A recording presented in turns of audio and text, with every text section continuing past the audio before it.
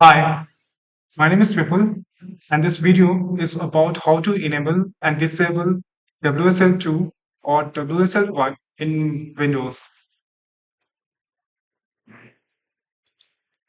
So, to enable WSL1 from graphical user interference, you just need to type features in your search box. You will see turn Windows features on and off. Just click it over here, maximize it, and you can see a Windows subsystem for Linux, which is already being checked here. That is for WSL1.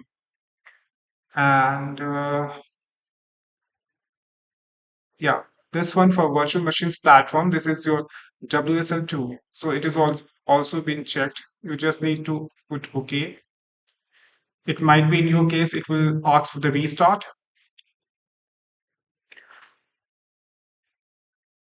And if you want to enable from PowerShell, this is a command for WSL1. For WSL2, this one. For DISM, this one for WSL1 and for WSL2. You can also use simply WSL.exe dash dash install to enable it and get install your Ubuntu directly. So in the next video, we'll talk about how to install distribution from graphical as well as from the command line. Thank you for watching.